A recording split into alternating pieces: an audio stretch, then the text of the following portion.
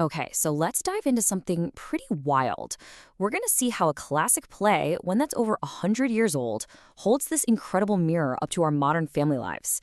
It might just explain why sometimes we feel like total strangers in our own homes. You know that feeling, right? That weird sense of being surrounded by people, maybe even people you really care about, but still feeling completely alone.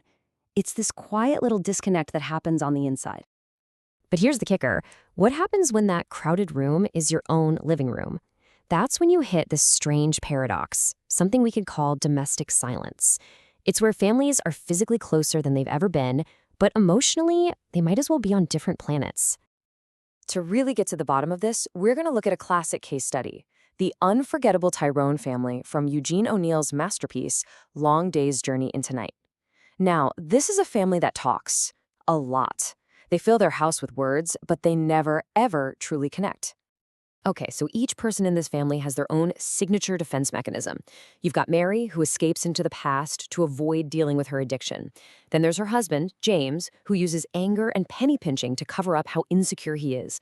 And their sons, Jamie and Edmund. They just deflect everything with sarcasm.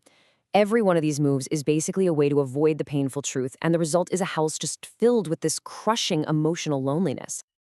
So here's the core of it, the real reason for all the silence. For the Tyrones, silence is just safer than the truth. They're all convinced that being honest will only lead to a downward spiral of blame, judgment, and digging up all those old wounds. You have to remember this was written in an era where things like addiction weren't seen as medical issues, they were seen as moral failures. So of course no one wanted to talk about it. All right, let's jump forward a century. How does this old family blueprint, this pattern of avoidance, show up today? The tools have definitely changed, but have the patterns? Let's take a look. You see these echoes everywhere. Think about a movie like Kapoor and Sons. You've got a family that looks totally normal on the outside, but underneath, they're sitting on these massive secrets about who they are, about infidelity. And it all just festers until a crisis makes it explode.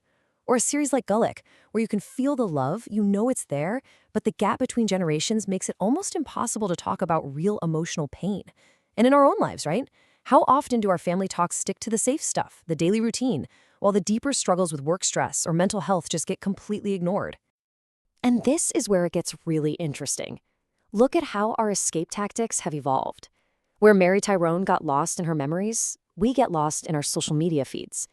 Where her sons used alcohol to numb out, we binge watch an entire series in one weekend. The impulse to check out and avoid is exactly the same. Our tools have just gotten way more advanced. So we see the parallels, but let's dig a little deeper now. What has actually changed over the last 100 years? And maybe more importantly, what has tragically stayed the same when it comes to families not working? It's kind of staggering when you think about it. We've had a whole century of massive social change, but these core wounds, they still feel so familiar. Trauma that doesn't get talked about, so it just gets passed down. Patterns of silence that we learn from our parents. That strange feeling of being distant from the people you literally live with. These struggles really do seem to transcend time. Let's break this down, then versus now. For the Tyrones, addiction was a moral feeling, something to be deeply ashamed of. Today, we understand it as a medical condition.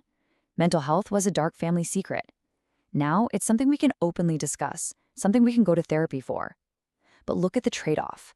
Their distractions were the past and alcohol, ours are digital screens, and this feeling of being constantly connected, but not really.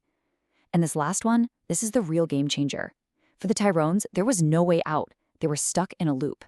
Today, even though it's still hard, at least there's a chance. We have the language and the tools for healing. There is hope. Okay, so this all leads us to the big question, right? Why does this really dark, really heavy story about a broken family from a century ago still feel so incredibly real to us today? It's because the play is just so brutally honest about things so many of us recognize.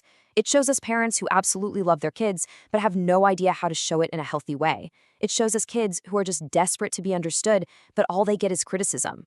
It just perfectly captures that feeling of a family that looks fine on the outside, but is quietly falling apart on the inside. And it reminds us that, hey, even with all our modern awareness, shame is still a really powerful force that keeps us silent about the things that hurt the most. And so after this whole journey, we're left with this one powerful question that kind of turns the mirror back on us. It's a moment to think for ourselves, in our own lives, with the people we're closest to? What's the one conversation that's just sitting there, waiting to happen?